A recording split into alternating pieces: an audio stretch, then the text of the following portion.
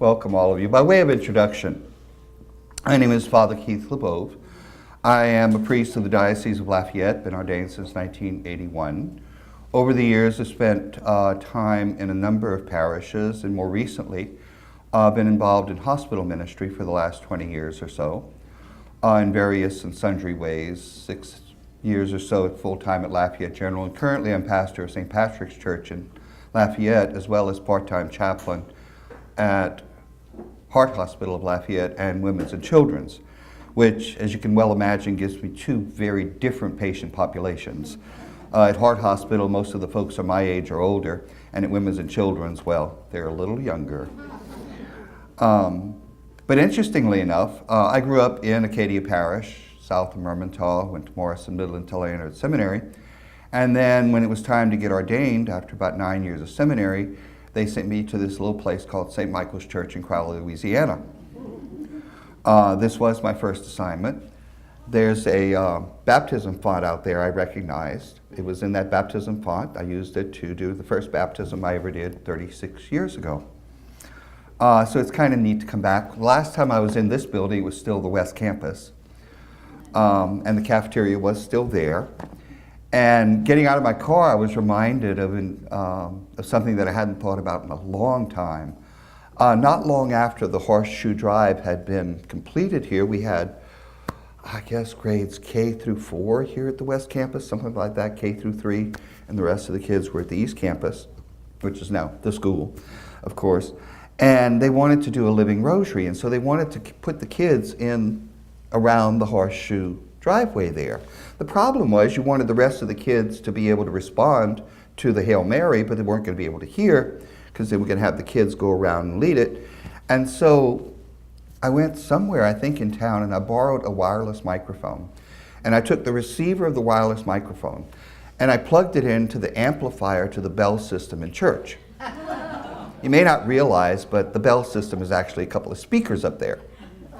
And so I plugged it into the amplifier that went to the speakers, and then had one of the teachers carry the wireless microphone from child to child to child as they went around and did the living rosary. And it all worked out well. And then I found out later that because it was being broadcast over those speakers, which are kind of high, they actually heard the kids all the way at the East Campus. People were walking out of stores in downtown Crowley, and they were hearing these little kids saying the Hail Mary. It was kind of neat. So the law of unintended consequences, I guess. So it's kind of neat to come back. Very, very glad to be able to be with you. I'm very grateful to Pastor Father Mike Polson and the people of St. Michael's who have graciously considered to hosting this event. Also grateful to Hospice of Acadiana, who have been co-sponsoring this series of seminars with me, actually doing a lot of the legwork and the PR and the stuff that they are much better at than I am, so I'm grateful to them as well. Let us begin then by asking the Lord our God to be with us. We take a moment of silence.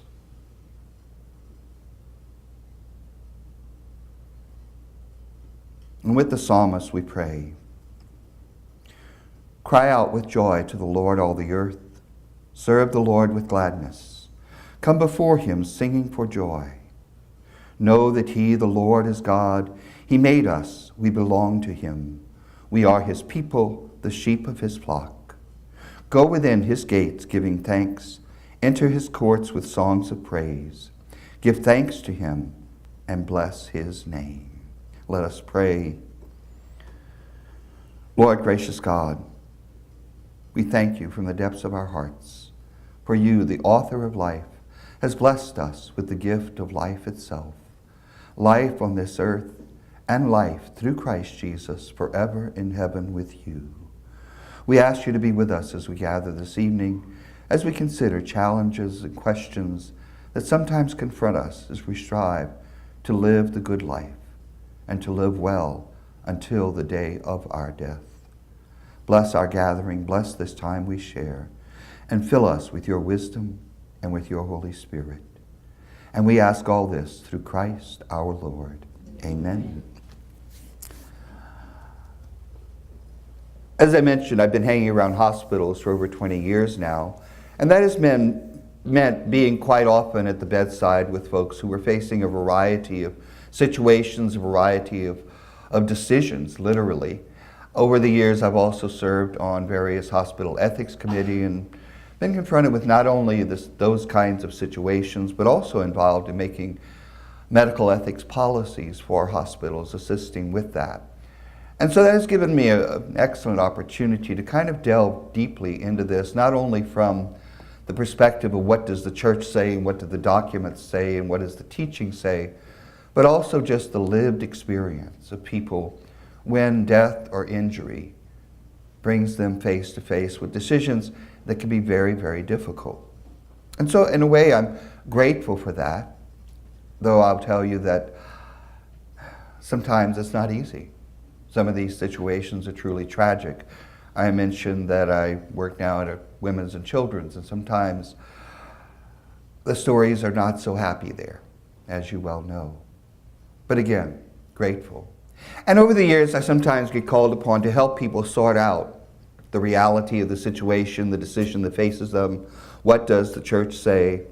And it gives me the opportunity in those situations when people ask me, do I have to do this or can I not do that, to frustrate the dickens out of them. Because almost invariably my response is, it depends. Not what they wanted to hear. But I want to tell you up front that if you came here looking for a list of medical treatments or actions that are always required and those that you can always not do, you've come to the wrong place. Because that is simply not the reality of the situations that confront us. What I'm going to try to offer you is first and foremost, of course, the teaching of the church on these issues and the basic principles, the fundamental guidelines that can assist us in sorting out the situations, the facts, and coming to decisions that are good, coming to the best decision that we can make in these sometimes difficult and sometimes tragic situations. And we begin actually with a principle that undergirds the entirety of the church's teaching about the goodness of human life, and that is the inherent dignity of human life. And I'm not going to read everything that you have on your handout, I'm not going to read all of it to you, but I do want to read to you because it says it so well. The first part you have that's listed is the dignity of life. The dignity of human life flows from creation in the image of God, from redemption by Jesus Christ, and from our common destiny to share a life with God beyond all corruption. Catholic health care has the responsibility to treat those in need in a way that respects this human dignity and eternal destiny of all. The words of Christ have provided inspiration for Catholic health care. I was ill, and you cared for me. The care provided assists those in need to experience their own dignity and value, especially when these are obscured by the burdens of illness or the anxiety of imminent death. Now that wonderful paragraph that's packed full of so many things actually comes from a document written by our United States bishops called the Ethical and Religious Directives for Healthcare. And this is from actually what is the 5th edition. Because periodically over the years, I think this edition came out in 2009, they find that they have to update it because we're talking about a medical landscape that does change and new challenges sometimes arise. But the foundation of all teaching about human life is this human dignity. And the important thing to grab hold of is it's a dignity that is not achieved, it's a dignity that is not earned, but rather is given. And it is there simply because we are created in that image and likeness of God. And so that both in the fact of being created in God's image and likeness, and also in the fact of being redeemed by Christ, who himself cared for the sick, in all our dealings with those who are ill and injured, our goal is to respect that dignity. And as that paragraph says, sometimes that means providing care to these people, even when that dignity is disguised by the burdens of illness or the anxiety of imminent death. I love that fact because The truth is sometimes that human dignity is not obvious. And sometimes illness itself and basic human weakness can disguise that dignity. But our goal is to always respect that dignity. And that human dignity is not the same as pride. Pride tends to be something we take and something we've accomplished. Human dignity is something that is given to us. So it's rooted in that basic human dignity that we move to the fundamental principle that guides medical ethics from a Catholic perspective. And that is something called stewardship. Now, don't worry, I'm not going to ask you to grab your wallets. Not all stewardship is about money. Okay? This is basically the stewardship of life, but has basically the same dynamic. Because we are created by God, and God is the author of life, we are called to be stewards of life. And that's perhaps best understood when you consider a question that we sometimes hear out in our society, which often does not see us or themselves as stewards of life. The question you'll hear sometimes is, well, whose life is it anyway? And underlying that question is, who are you or anybody to tell me how to live my life and what I can do or not do with my life? Society's answer to the question, whose life is it anyway, is that it's my life, it's my possession, and I'm free to do with it what I choose.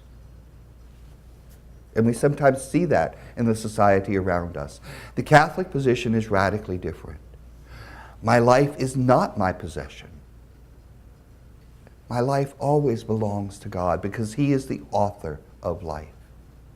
And therefore, I have a responsibility, a duty, a positive duty to preserve my life. And that means that when it comes to illness or injury, I do have a duty, not just to myself, but to God Himself, to do what's necessary to preserve my life.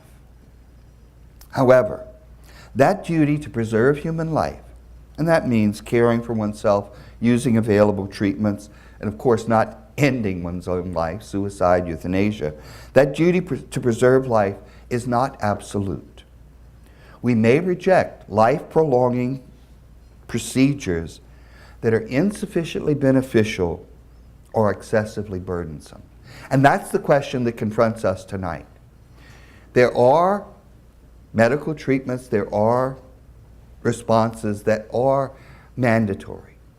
But there are others that can be not done, that are optional, if you will. How do I distinguish between those that I must do in order to fulfill my duty to God and those that are optional, if you will? And that's really what we're going to be talking about tonight. How do I remain a good steward of this life that God has given me? And I want to begin that exploration by telling you the story of a young woman by the name of Karen Ann Quinlan. Her name goes back a ways in the history of medical ethics. She was a 21-year-old college student having difficulty in life. She had moved out of her parents' home. She was kind of struggling in college, struggling to find her way. She had moved into a house with a group of other students. And not surprisingly, there was abuse of certain substances. And one night she went out, as she apparently did every now and then, and both took tranquilizers and drank alcohol. And later that evening, they found her unresponsive. They called medical personnel, but as it turned out, she actually stopped breathing twice for periods of 15 minutes or so. And so they did restart her heart. They did save her, if you will. But Karen Ann Quinlan never woke up. And after about 5 months of being non-responsive, she was diagnosed as being in a persistent vegetative state. And we're going to say a little bit more about that later. But basically, a persistent vegetative state is not the same thing as a coma, and it's not the same thing as brain death. It is a situation where there are actually wake and sleep cycles, but there is no responsiveness. And people who have been reliably diagnosed as being in a persistent vegetative state do not wake up. People wake up from comas, but not PVS. After about 5 months of her being on a ventilator, her parents, and remember this is 1975, Her parents asked that the ventilator be disconnected, and the doctors refused. The case went to court. Eventually, it went all the way to the New Jersey Supreme Court. And one of the arguments that was being made by those who argued against removing the ventilator was that to disconnect her from this machine upon which they saw her as depending for life itself would have been homicide. Turning off the ventilator would have killed her in their perspective. They said it was homicide. There were other constitutional arguments, but basically, eventually the New Jersey Supreme Court ruled that, first of all, they were allowed to disconnect her ventilator, and that would be the cause of death in Karen's case would end up being her pathological condition, her underlying condition. It would not be the actual disconnection of the ventilator, but rather the injuries she had sustained on that fateful night that would end up causing her death. Okay? And one of the reasons why this case is so significant is that in the years surrounding 1975, certainly in hospitals across the nation, there were people who were turning off ventilators. But this was the first time a court, the legal system, had actually stated that one could discontinue life-sustaining treatment, and that action was not actually the cause of death. That discontinuing that ventilator would not be an act of homicide. And in some ways I find that really striking because, and most of us are aware of that, 1975 wasn't that long ago. But that was the first time it was actually in a court decision. Interestingly enough, the church had been saying this for hundreds of years, that one was not obliged to use every means necessary in order to preserve life. That there was a limit to what one might be required to do. And the reason I tell you about this case, I start off with Karen Ann Quinlan, is that her case illustrates an important distinction between, on the one hand, killing or causing death, and on the other hand, letting die. And there is a very real difference. And our Catholic tradition is one that would never allow us to directly kill someone, but our tradition at the same time allows us to recognize the limits of human abilities, accepts the reality of human frailty, and in certain kinds of situations does allow us to let someone die. And I really stress that because if you've ever been or are familiar with a situation like that, when you discontinue that treatment and death follows, even though in your head you know that what is ending the person's life is whatever injury or illness they had incurred before, when you discontinue that treatment, it feels like that's what's killing them. And I've seen countless people at the bedside struggle with that. And so we have to make a very clear distinction for ourselves so that we can rest easy, if you will, that it's not the same thing. That there is a very real difference between, on the one hand, literally causing someone's death, and on the other hand, discontinuing treatment and allowing death to occur. Two very different things. Let me give you an example of that. This happened years ago. We had a patient who was in the ICU. I don't remember what had put him there. It might have been a heart thing. It might have been a stroke. And they had done what they could for him, but his condition was deteriorating rather quickly. His kidneys had shut down. Other organs weren't doing real well. He had not woken up since the incident, and the doctors were talking to the family, and they had decided that he was dying, that we could not save him, and that the ventilator that was helping him breathe, etc., was simply prolonging his death rather than prolonging his life. And so we did all the right stuff. They had had the conversations. His wife knew what she thought he would have wanted. We went in, we prayed, and the day finally came. That day, we're going at this time, the family was there. We're going to disconnect the ventilator. And they did. The family left the room. They went out in the waiting room.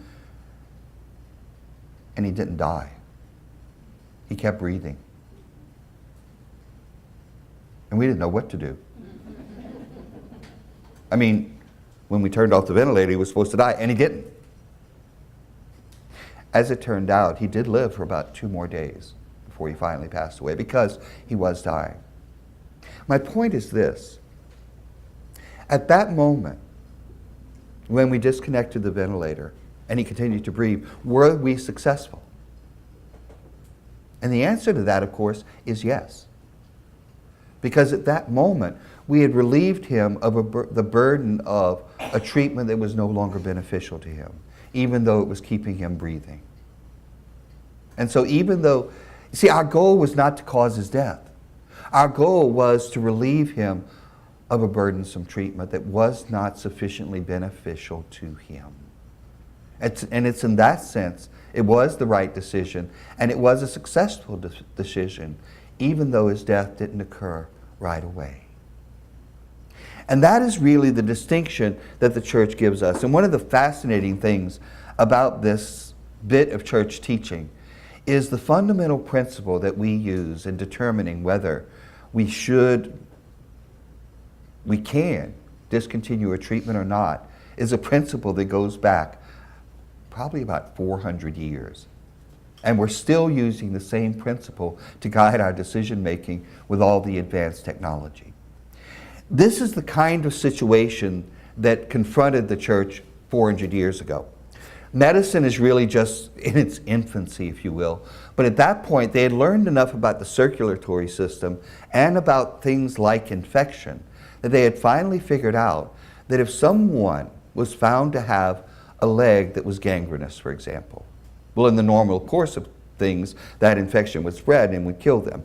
They learned that if they amputated the leg high enough, they could actually save the person's life.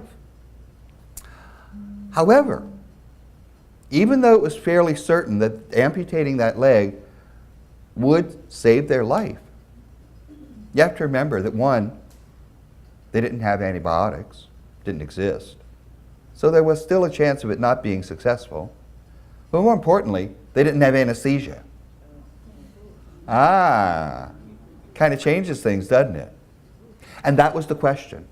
Is someone required to go through this horribly painful procedure in order to save their life? And the response that the church came back with was no. That one is not required to undergo procedures that are terribly burdensome, that are excessively painful, that are even excessively financial, that are very, very costly in order to save one's life. It really comes down to a matter of balancing the expected benefits, and I stress expected, against the expected burdens. And if the benefits, the expected benefits, outweigh the burdens, then that is what the church called ordinary treatment. However, if on the other hand, the burdens outweigh the expected benefits, then that is called extraordinary. Ordinary treatment is mandatory. If the expected benefits outweigh the burdens, then I have a duty. Remember, we're back to that stewardship of life. I have a duty to pursue this treatment in order to preserve my life. However, if the burdens outweigh the benefits, then I am relieved of that duty and do not have an obligation to accept that treatment. I may choose to. The church is not saying you can't have extraordinary treatment, but just that you're relieved of the duty as good steward of life. Now, one reason I like this rather gruesome example is the fact that today we are still performing amputations of limbs in order to cure gangrene.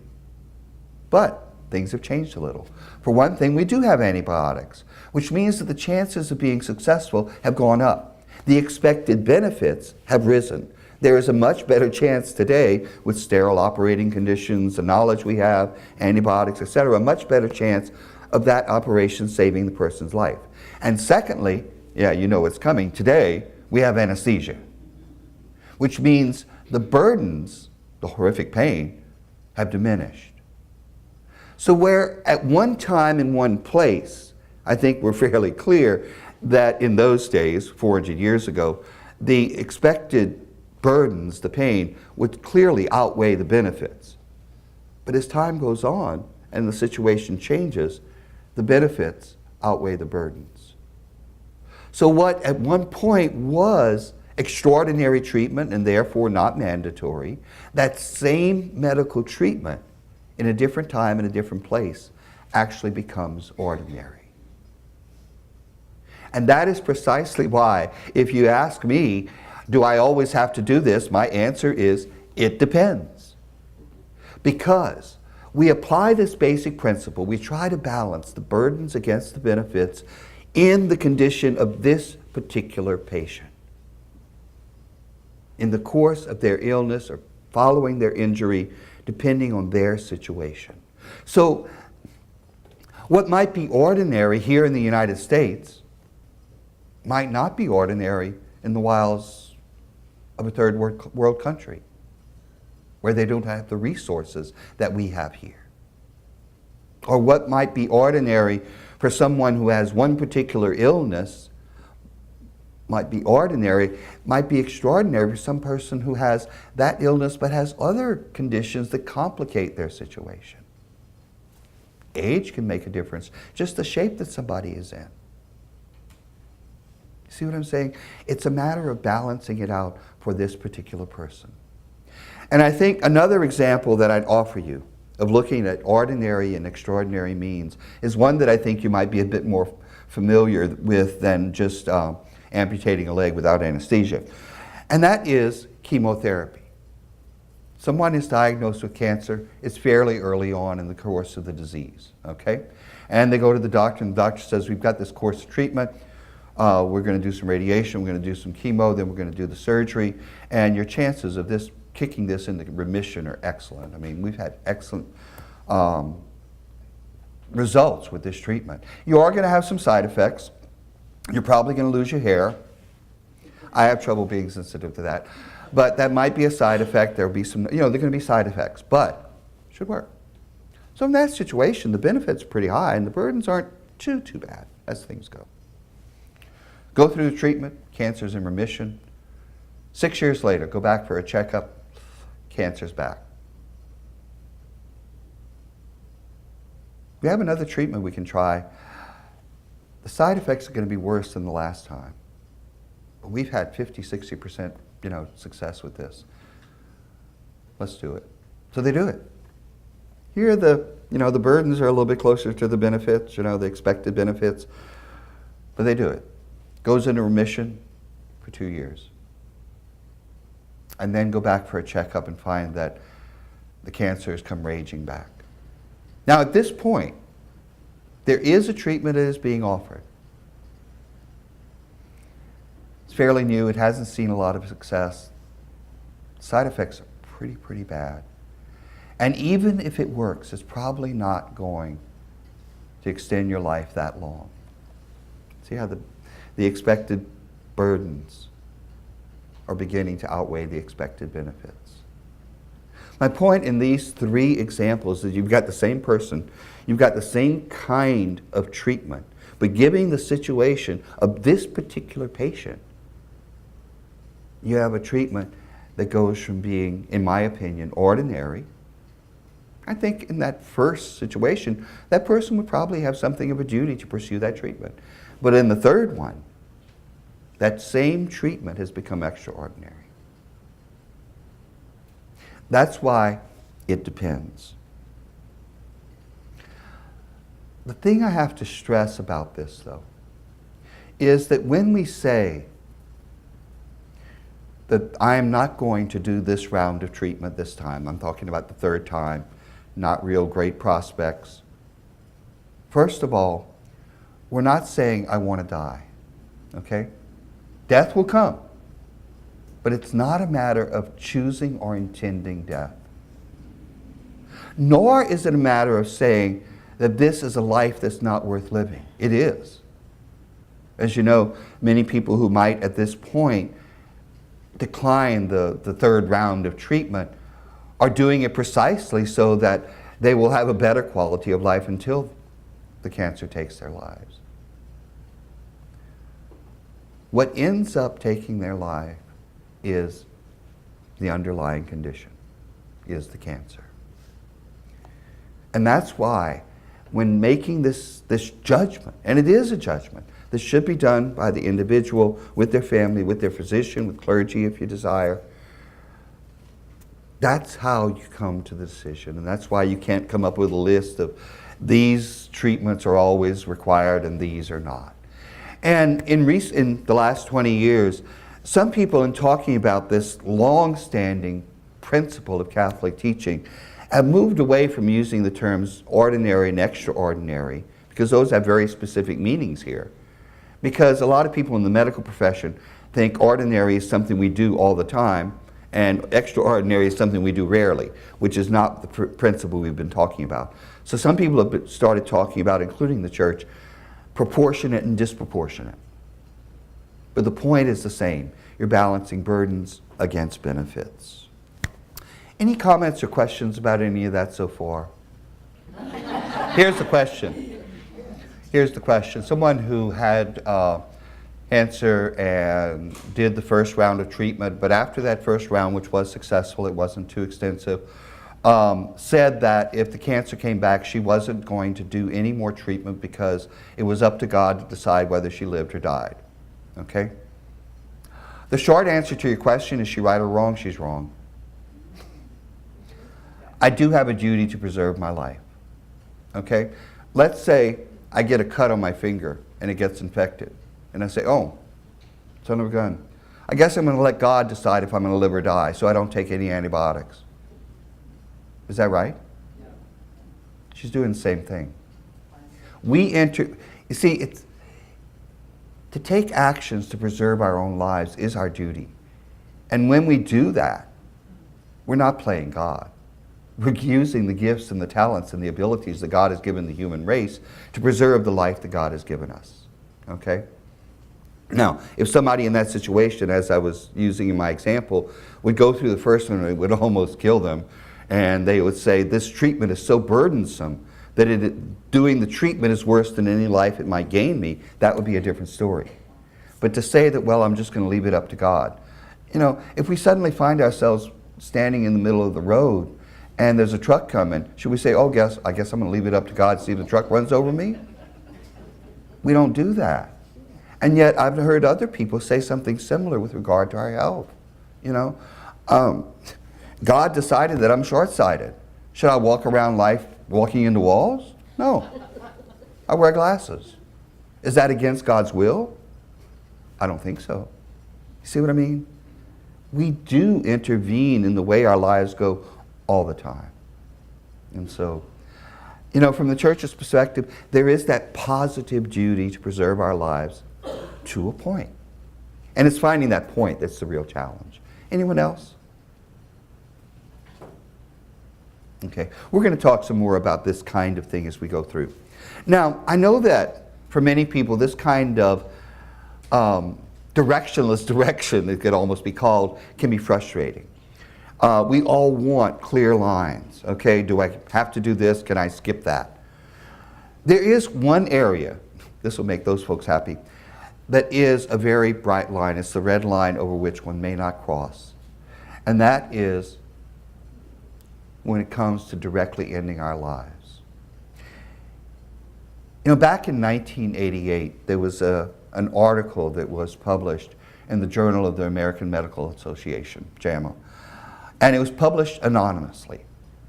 And the story was this gynecology resident who was on call in the hospital, he was still, you know, learning, doctor in training, got woken up in the middle of the night to see a patient on the oncology ward.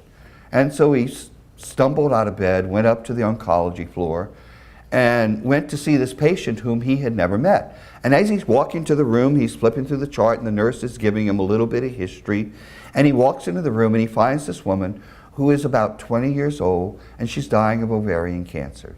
Very, very uncomfortable. She was experiencing nausea, having trouble breathing. This was not a pretty sight.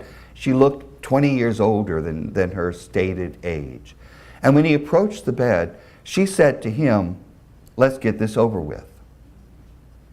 And so this doctor went back to the nurse's station and drew up an overdose of morphine, and he went back and injected her, and 10 minutes later she was dead. And he said to her, "It's over, Debbie," which was the title of the article. There are so many things about that story. First of all, we're not even sure it actually happened.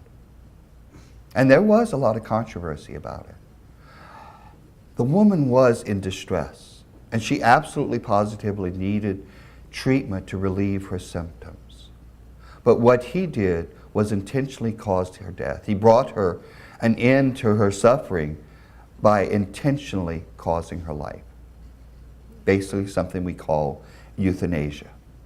Now, back in 1980, 8 years before that, the Congregation for the Doctrine of the Faith, Catholic Church, put out a document on euthanasia that has been very, very helpful since then. And you actually have on your handout the definition of euthanasia. It's on the first page, about 2/3 of the way down. And it is understood an action or omission which of itself or by intention causes death in order that all suffering may in this way be eliminated. Euthanasia's terms of reference, therefore, are to be found in the intention of the will and in the methods used. Okay? Those two things, the intention of the will and the methods used, are both things we need to look at to determine if euthanasia is taking place. And I use that story of It's Over Debbie, whether it happened or not, as just a really, really clear example of where the methods used and the intention of the doctor in this situation were clearly aimed at euthanasia. But we have to look at both. It's intentionally ending that person's life. Now, since 1980 or since 1988, I'd say the landscape has changed quite a bit with regards not so much to euthanasia directly, but with physician-assisted suicide. Since that time, physician-assisted suicide has become legal in several states in the United States, including Oregon beginning in 1994, Colorado, California, Vermont, Washington, and the District of Columbia. And it's actually legal today in Montana, not because of a legislative decision, but because of a court decision. Canada, in 2016, legalized physician-assisted suicide. And interestingly enough, in the first year of physician-assisted suicide in Canada, over 1,300 people have been assisted in dying. They are given the drugs and the person self-medicates. That's the difference between euthanasia, as happened with Debbie, and physician-assisted suicide. The physician prescribes a sufficient amount of death-dealing drugs, but the patient is the one who administers the drugs to themselves.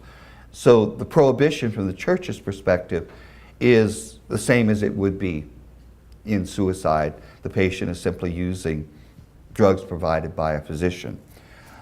The Netherlands, Holland, has been practicing euthanasia for years, where someone else may also administer the deadly dose.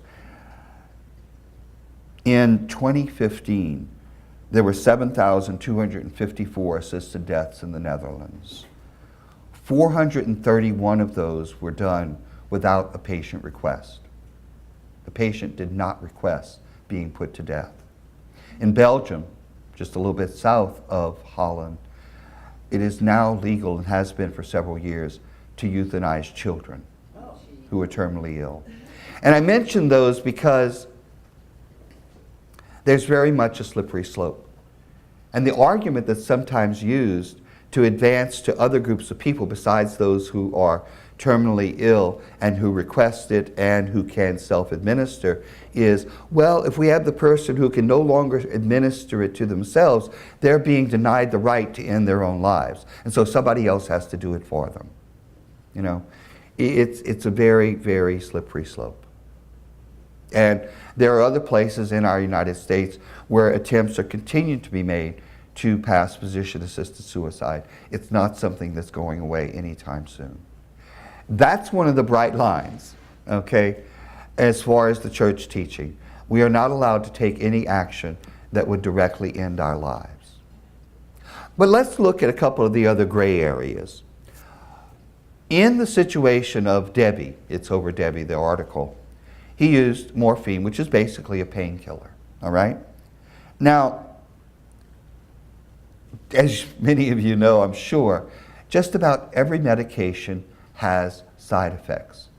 And those side effects don't always happen. Sometimes they do. They can be minor side effects, they can be major side effects, and they affect different people in different ways.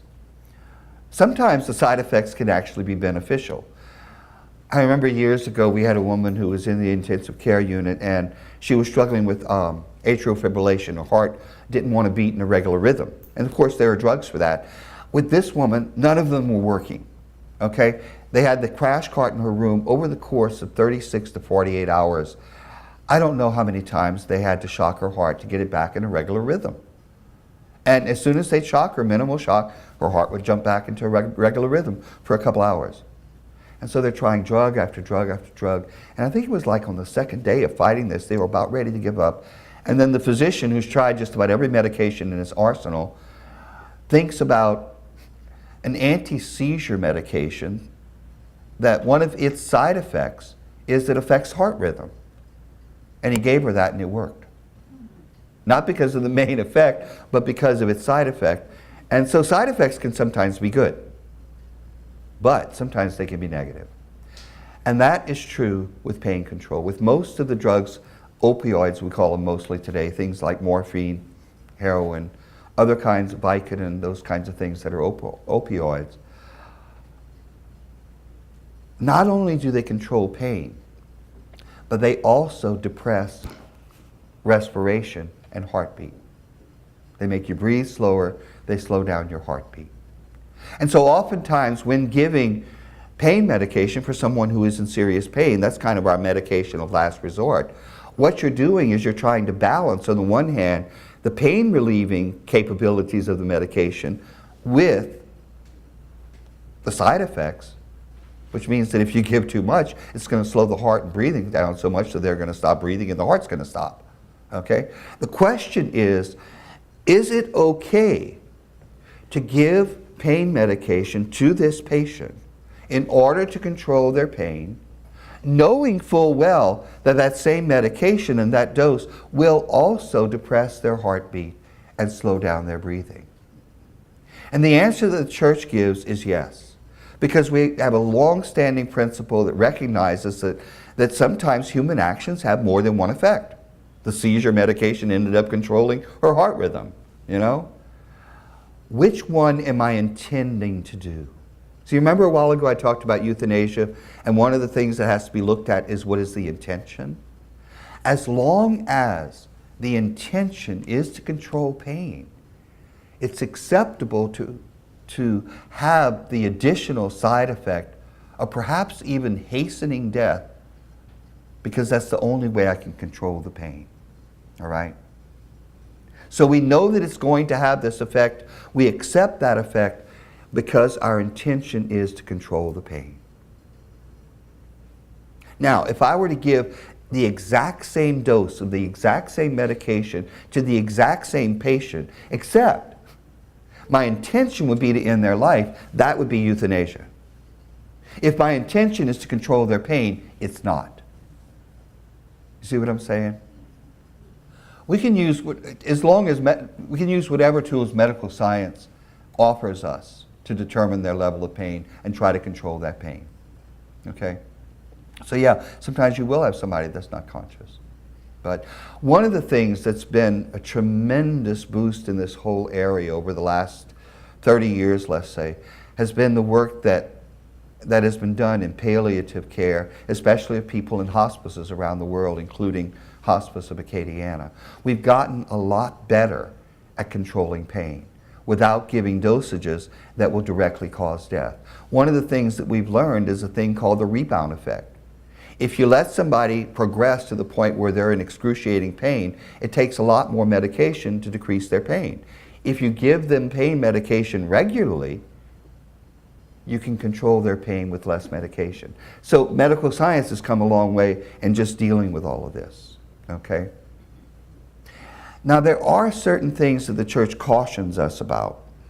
One of them is if you're talking about controlling pain for somebody who is approaching death, People have a right to prepare for death.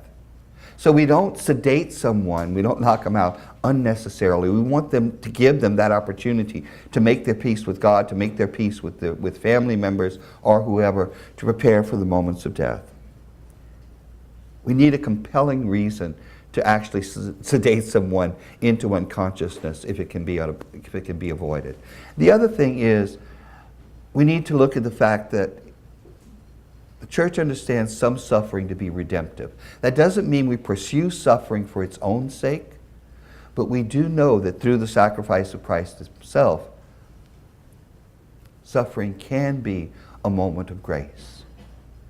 And we try to bring that spiritual insight to the condition, to the situation of that person who is suffering. Okay?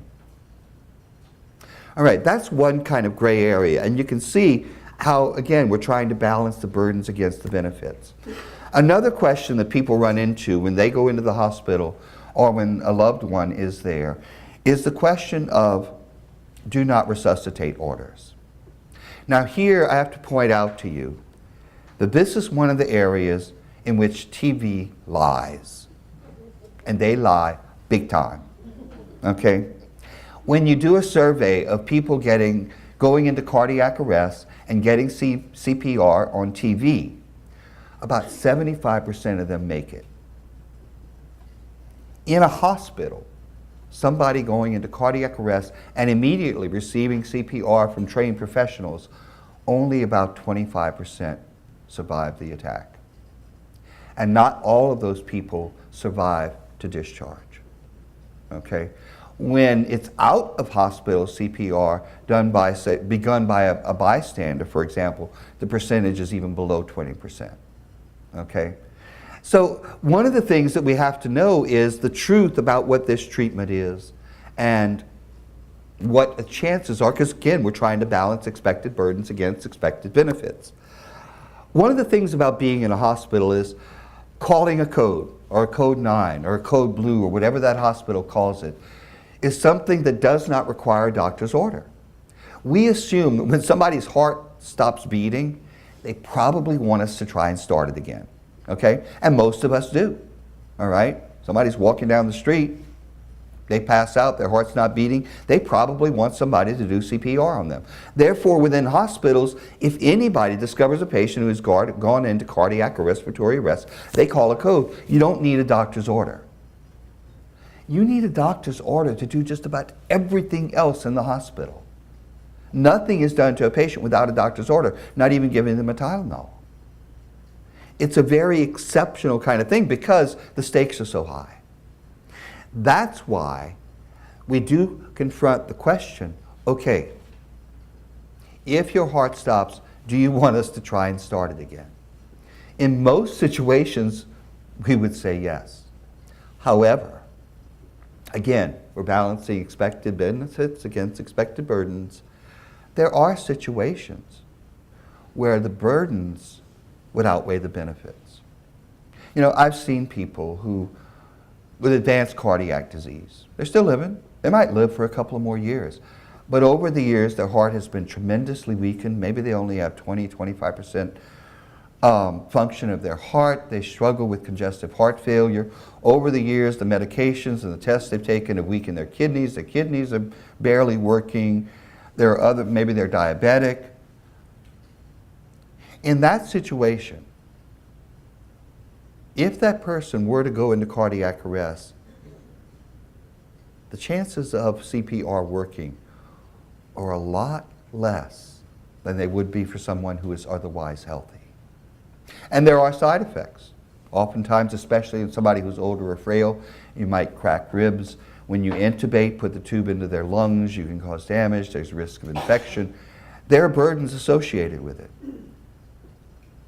So it is permissible in certain situations where, depending on that particular patient's condition, it might be totally justifiable to say, listen, things have gotten so bad here, if his or her heart stops, we really don't think it's worthwhile trying to start it again.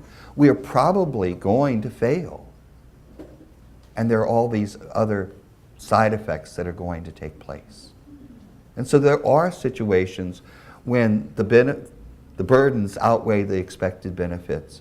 And it is okay in that situation to make the person a no code, to ask the physician to sign a DNR order, which simply means that if their heart stops or they stop breathing, they're not going to call a code. That can happen. It depends on the situation of the patient.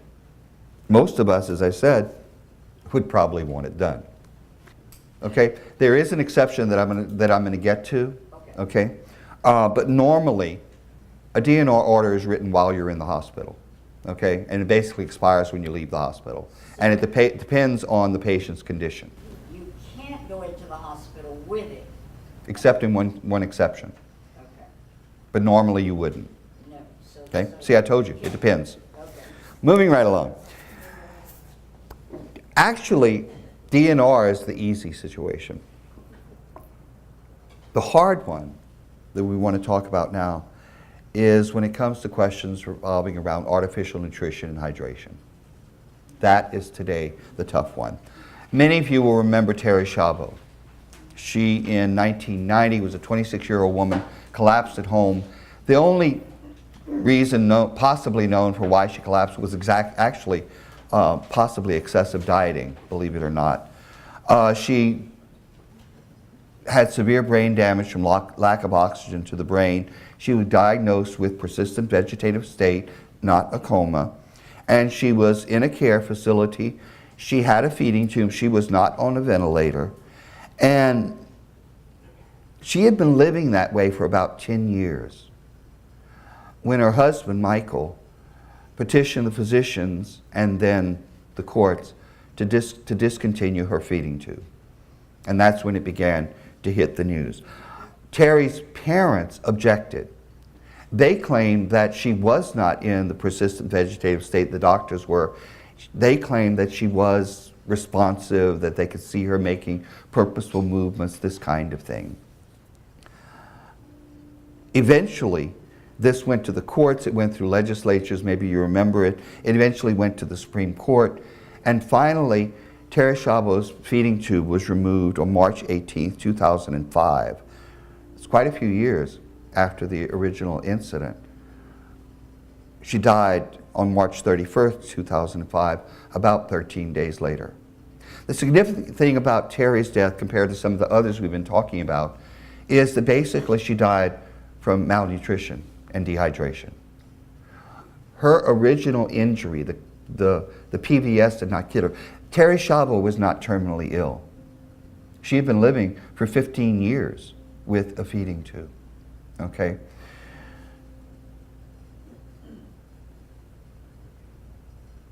The thing that really stands out for us is what we're talking about tonight about Terri Schiavo is that case actually led the U.S. bishops to send a couple of questions to Rome. In addition to a rather long quote on artificial nutrition and hydration that I provided on your handout from the U.S. bishops, I also have there, under persistent vegetative state, the questions and the answers that were given by Rome. And this was in 2007. It took place after Terri Schiavo's death. And the question was, is the administration of food and water, whether by natural or artificial means, to a patient in a vegetative state morally obligatory, except when they cannot be assimilated by the patient's body or cannot be administered to the patient without causing significant physical discomfort? The response was yes. The administration of food and water, even by artificial means, is in principle an ordinary and proportionate means of preserving life.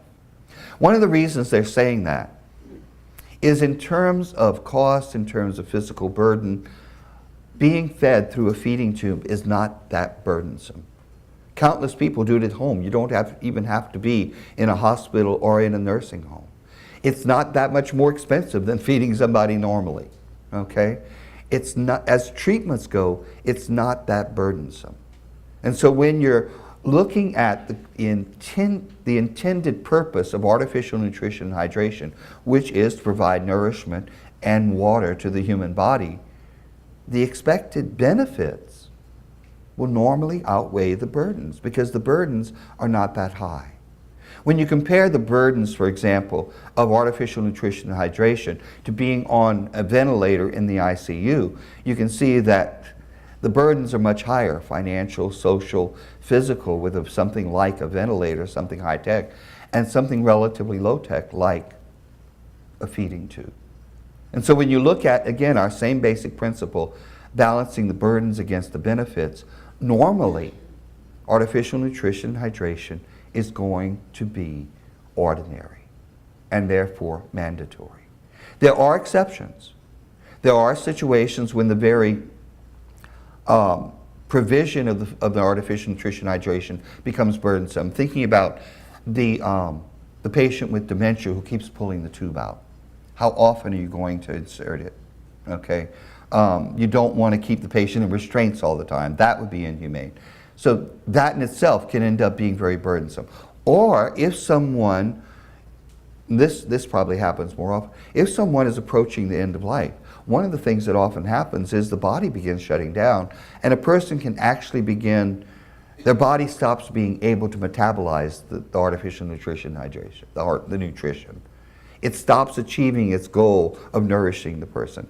So if the burdens go up or the benefits go down, it is possible that that same treatment might become extraordinary, it might become disproportionate. And at that point, it would no longer be ordinary treatment, it would no longer be burdensome, it would no longer be mandatory. In many situations, however, at least with the current situation with church teaching, if you've got somebody who has, for example, a stroke or a heart attack, they have some kind of brain injury, yet they're not dying. Maybe they're in a persistent vegetative state, as was Terry Schiavo. The church teaching at the moment is one is required to provide feeding and hydration. And the reason I say that's hard is that most of us don't want to be in that situation. We would really prefer not to. But why does the church say this? It goes back to that bright line that we talked about earlier. Just as when that physician gave Debbie the overdose of morphine and directly caused their death, if I have somebody like Terry Schiavo who is not terminally ill, who's not dying, and I stop feeding her, that's passive euthanasia. It is the lack of nourishment that is ending her life. And I don't see how you can stop feeding somebody whose body is still receiving the nourishment, it's still working, stop feeding them without having the intention to end their life. That's where it gets really, really hard. And that's why I say this is probably the most difficult decision that someone might face. And that's where we are today. Let me just try to say a little bit about that situation as I understand it. One of the most difficult pieces of that whole story, it was finding the truth about Charlie's condition and the hopes of the treatment helping him. Okay. My understanding from one of the first articles I read about the situation was that, first of all, the treatment that was being offered by the doctor in the United States was a treatment that was developed for a different disease than what Charlie had. Plus, it was an experimental treatment, even for those patients who had the disease it was developed for. It had never, ever been tried on any patient with Charlie's disease. To my mind, the physician who offered the treatment and offered hope to those parents without even examining the patient was over the line. Okay? Secondly, as you've heard tonight, some people have tried to turn this into a euthanasia case. Some people have tried to turn it into an attack on the handicapped. In my opinion, it wasn't any of that. I think the physicians acted in good faith. They looked at the real situation, and as we found out from the last tests, this treatment would not have helped. Irreversible brain damage had long taken place. That's tragic. But this child was terminally ill, okay? And rather than prolong the child's death, the physicians wanted to just terminate his treatment, and he would have died of his underlying pathological condition, okay? It's unfortunate that It went to court. It's always unfortunate when these cases go to court. It needs to be handled at the bedside. They couldn't come to an agreement, the physicians and the parents, okay? I totally understand. Parents want to do everything, okay? Sometimes doing everything is not in the best interest of the child. And as hard as it is to say that, sometimes parents don't make the best decisions and the best benefits of their child. In my personal opinion, that's what happened in their love. The parents would have done well to accept the position of their physicians. That's my opinion. Take it for what it's worth. It's worth about what you paid for it, okay? But again, it's about balancing burdens and benefits. And the expected benefits of an experimental treatment for a different disease offered so little benefit that why put this kid through this? That was my thing, okay? With someone, say, who is under hospice care and is perhaps approaching the last days, weeks of their life, do you continue to feed them, or is it okay to terminate tube feeding? If they have been being fed, was the situation. And one does toward the end of one's life. Here we're talking about, terminally ill usually means you got about 6 months to live. Imminently dying usually means you got about 2 weeks. Especially when you're imminently dying and entering those last days, last couple of weeks of life, often the body starts shutting down. A lot of times the body stops being able to even metabolize the food. In that situation, if the feeding is no longer really benefiting the patient, it's totally acceptable to discontinue it. That is not a problem. What ends up taking that patient's life is the underlying condition, the cancer. Okay? The problem comes with somebody who is not terminally ill, and we discontinue tube feeding. What kills them is the lack of nourishment. That's the hard situation. Okay? The whole tube feeding question is the one I personally struggle with the most. I really do. Good news is, until a couple of years ago in Louisiana, Louisiana state law has a whole list of people who are, what she was talking about, I forgot to mention, was those situations where families disagree. And I'm saying that there was a good change in Louisiana law recently. State law has this whole list of people who are designated by law as your decision maker. And it begins with somebody appointed by the court. If the court has appointed somebody, they trump everybody. But then there's the non-judicially separated spouse, okay? And then there are the children. Then there are the parents. Then there are the siblings. And then you go down the line from there. The reason I say non-judicially separated spouse, okay? Years ago, ran into this woman who had a stroke, was in the hospital, and was unconscious and needed somebody to make medical decision for her. She had gotten married, and she and her husband hadn't lived together for 20 years, but they had never gotten a divorce. He was her next of kin, legally. We had to track him down, bring him in to make medical decisions for her. So non-judicially separated. If you dump the guy, divorce him, okay?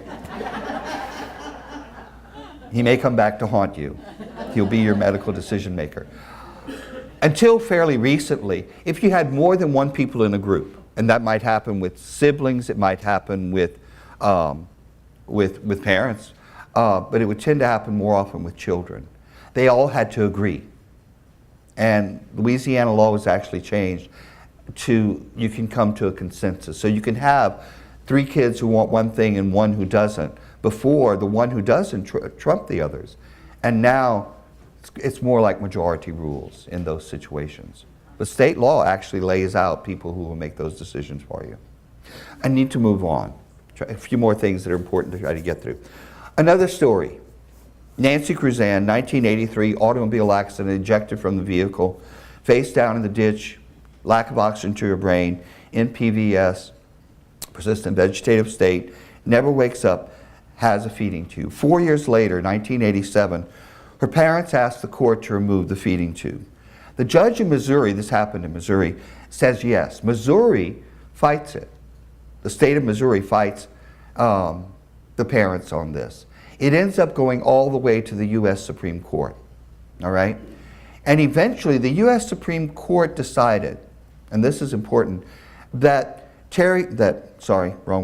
Nancy Grizan had a fundamental right to refuse treatment, okay? However, there was not clear enough evidence that removing the feeding tube was what Nancy Grizan would have wanted. And therefore, the Supreme Court ruled that without clear evidence of what she would have wanted, she had to be left on the feeding tube. And at that point, Missouri got out of it. Terry remained on the feeding tube through that decision. A short time after that Supreme Court decision, somehow her parents found some co-workers who said that they had heard Nancy saying, I've got Terry on the brain, heard Nancy saying that she wouldn't have wanted to live that way. And given this clearer evidence that that would have been Nancy's decision, it went back to court, and the courts ruled that the feeding tube could be discontinued. Okay? What's significant about that is that the idea was that she had, and we all have, a legal right to refuse treatment. If you walk into your doctor's office, he wants to do something to you, and you say no, he can't do it. That's why you sign all those forms when you're admitted to the hospital in the emergency room. Well, some of them so they can get paid, but some of it is consent.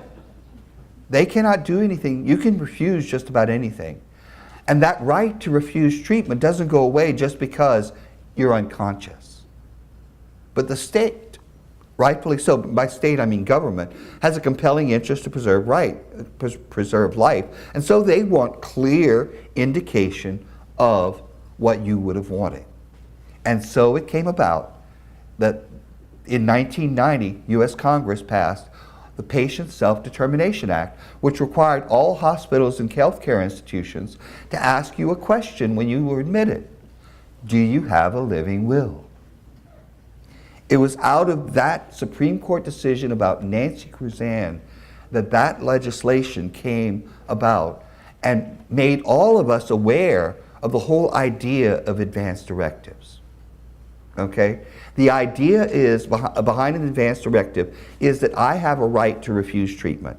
And an advance directive enables me to exercise that right to refuse treatment even though I am comatose or in a persistent vegetative state or simply no longer able to personally direct my care. And that's where all of that came from, and that's why we have today a lot more awareness about the possibility of advance directives, or as they're also known, living wills. That's why the hospital asks you that question. It's in order to preserve your right to refuse treatment. Because most people, when they're writing their advance directive, are going to say, in such and such a situation, I do not want this or that. And there you have an advance directive that is legal in the state of Louisiana, says Advance Directive Living Will in accord with Catholic teaching. This is the one that for a number of years I have been recommending people. You can take this, get it signed, get it witnessed, and bring it to your hospital, and it is legitimate, okay? Let me tell you where I got it. The top part, the Advance Directive part, came from a Louisiana bishop's document entitled Approaching Death that they came out with about 15 years ago.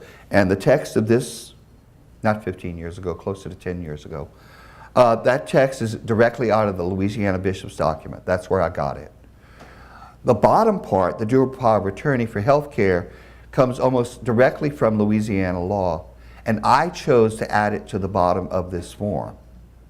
The reason I wanted to add that section enabling you to appoint a durable power of attorney for health care is I recommend so strongly that if you're doing this, if you're thinking about care for you when you can't make your decisions for yourself, appoint someone to make decisions for you, okay? And this is what get back to the question that was raised a while ago about when you've got a family that disagrees. You could have 6 kids. If you appoint one of them as your decision maker, then that person rules. And that person has the legal right to make decisions for you regardless of what the other 5 kids say. If you've got a spouse and you appoint someone else to be your medical decision maker, then they make the decisions, not your spouse. I'm not recommending that. I'm just using it as an example. Okay? Couple of things about advance directives, living wills. Okay? First of all, you don't need an attorney. The language living will can be deceptive. It's not like a will, last will and testament. It has nothing to do with a last will and testament. Last will and testament is about after you die. This is before. Okay? Do not put it in your safe deposit box. Make 16 copies and give them to your family and friends. Put one on your refrigerator because you need it when you go into the hospital. After you're dead, it does you no good. Okay? An advance directive, this is one form. There are a multitude of forms. The reason I offer you this one is it is in accord with teaching, especially Catholic teaching, especially with regards to nutrition and hydration, and I'll show you that in a second. It can be revoked at any time. An advance directive can even be made orally if you tell your physician what you want and somebody documents it. Okay? So there are many ways to make an advance directive. Written is best. It is your responsibility, if you go to the hospital, to provide the hospital a copy of your living will. Okay? That's why it's good to have copies and to bring them with you. All right? But don't tuck it away in your safe deposit box. All right? The spouse is one of the first in the list of people who are decision makers for you. You do not have to do this in order to make your spouse your decision maker. Okay? You only really need to if you want to appoint someone else. Like I said, it's the court-appointed person. The person after that is the non-judicially separated spouse. And then come children, and then come parents, and then come, okay? So the physician is empowered by Louisiana law to follow an advance directive, even in contradiction to the family member's wishes. That being said, it probably won't happen. It is very difficult to follow the directives on a piece of paper and ignore the person standing at the bedside yelling at you. I mean, that's just reality, okay? One of the greatest benefits that has come from the whole landscape of advanced directives is it gets people to talk about it to the extent it does. Our being here tonight is getting you thinking about it and you talking about it. The biggest and most important thing you can do is to talk to your family members, is to talk to those who will have the responsibility of making decisions for you. Let them know what your wishes are. That's why when if you appoint somebody, your power of attorney for health care, you want to sit down and tell them what you want and what you don't want. Okay? That's the greatest thing that has come out of it. All right? The reason I say this document is in accord with Catholic teaching, if you look at the third paragraph of text that starts the supplying of nutrition and hydration, this paragraph, again, it was provided by the Louisiana bishops, comes almost directly out of other authoritative church teaching documents. The supplying of nutrition and hydration is ordinarily not to be considered as a life-sustaining procedure which should be withdrawn. It's normally, probably, ordinary treatment, not extraordinary. It may be withdrawn if the condition is terminal or the procedure has become in itself extremely burdensome to me or my family, or the continuing supplying of nutrition and hydration would make no appreciable difference in the prolongation of life.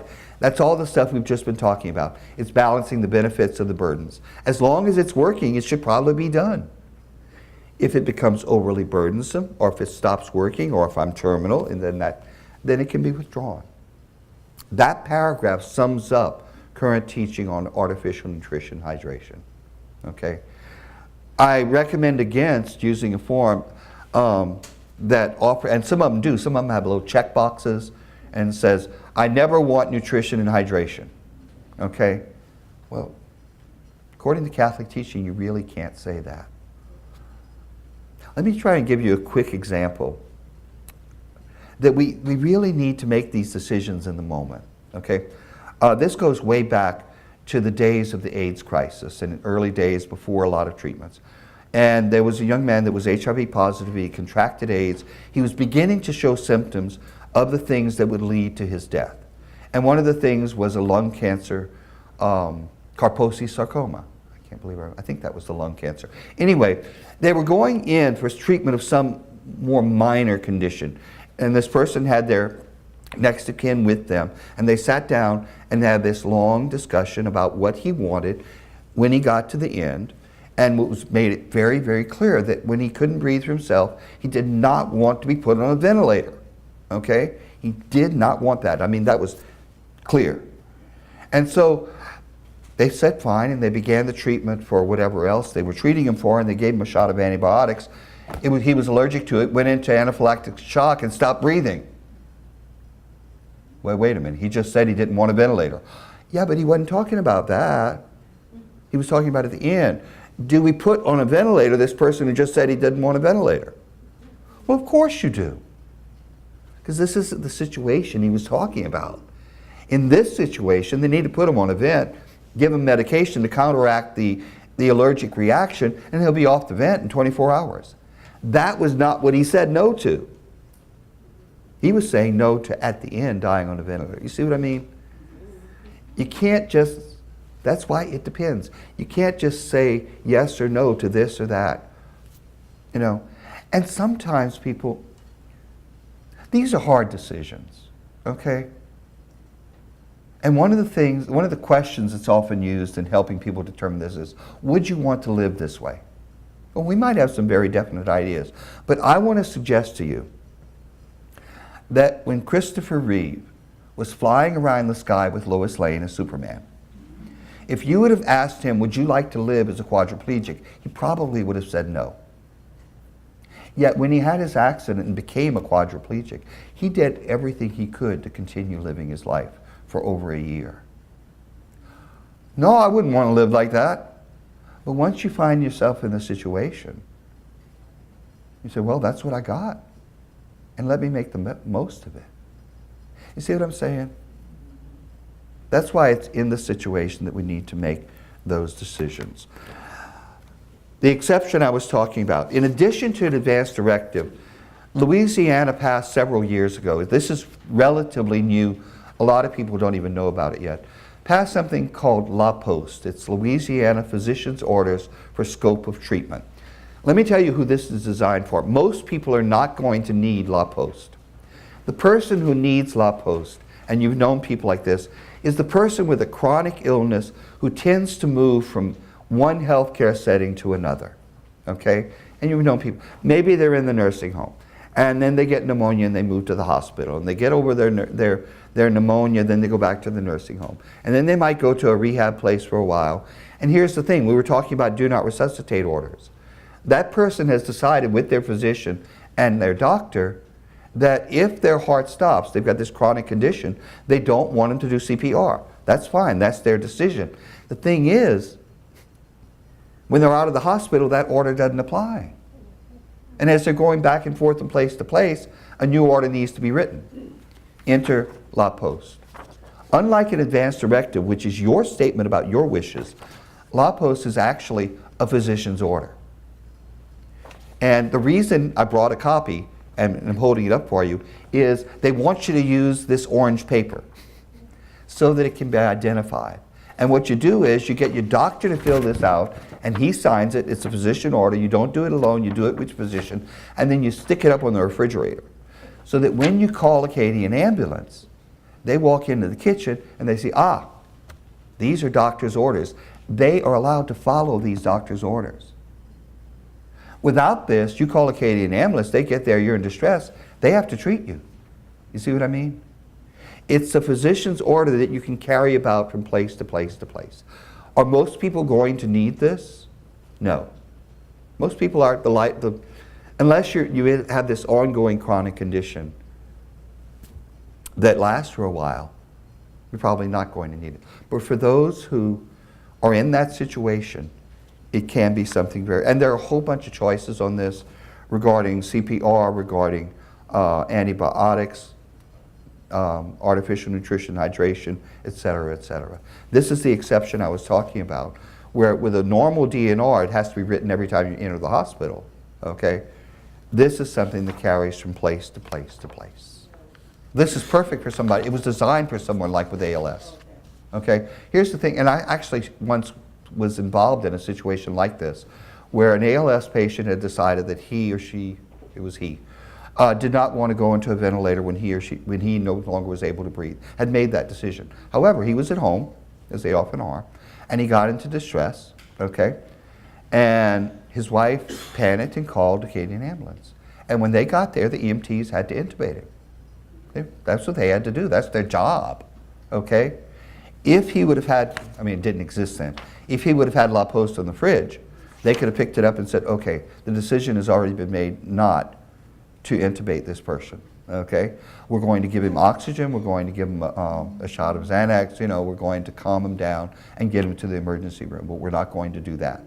That's what this is for. That's what I mean when I say it works from place to place to place. And that's precisely this kind of situation that it's designed for. Hospitals have tried to adapt the fact that most people don't keep bringing them.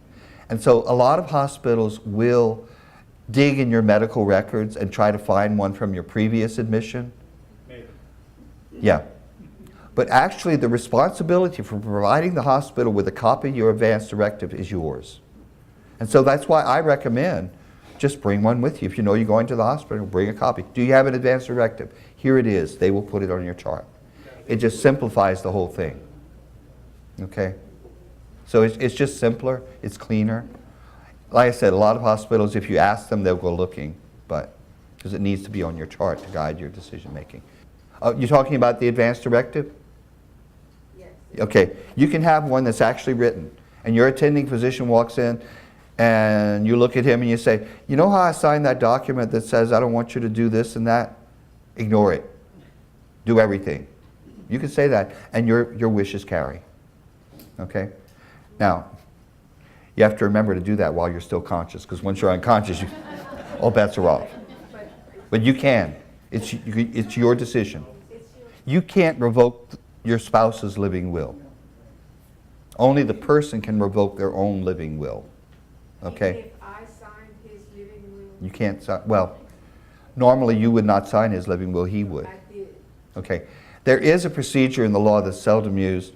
Yeah, you probably could since you signed it. There is a procedure for doing an advance directive by proxy, which, to be honest with you, makes no sense to me because an advance directive is a method of expressing my wishes, and you're doing it for him, which you can do the same thing whether you signed a document or not. He has to make sure he is Yeah, outside. yeah. So that does happen.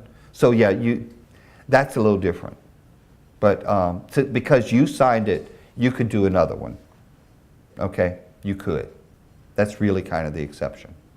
Because there's one more thing I want to share with you, and I'll be quick. I just want to share this word. It's a little thing, and it's on your handout. Oh, before I do this, on the third page of your handouts, there's a whole list of resources there. They're all websites. At the top of that page, I have a website address for my own personal web page. On that page, I have all these resources linked. I also have a summary of this seminar and a handout that I'd given earlier, but a summary of this seminar is on that web page. So just make those resources available to you. That's on my personal web page. And let me just share this with you in conclusion. For us as Catholics, the core value of human life consists in being created in the image and likeness of God. While many other things, such as relationships, accomplishments, and independence, can enhance and add richness in life, the sanctity of human life does not depend on our accomplishments or achievements. But when one fails to recognize that core dignity of the human person, then abilities and conditions of life take on an exaggerated importance. For example, in our culture, independence of action and personal autonomy are highly valued. However, if one's independence and autonomy are compromised, especially through illness or injury, some begin to question the value of life itself. The life in question is easily judged to be a life not worth living. Individuals or society decide that if they cannot care for themselves or cannot accomplish certain goals of life they have chosen, then life is valueless. Simply being dependent on others for care and treatment is seen as undignified.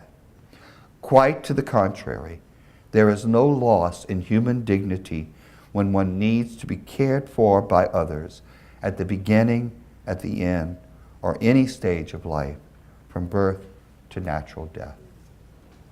Thank you.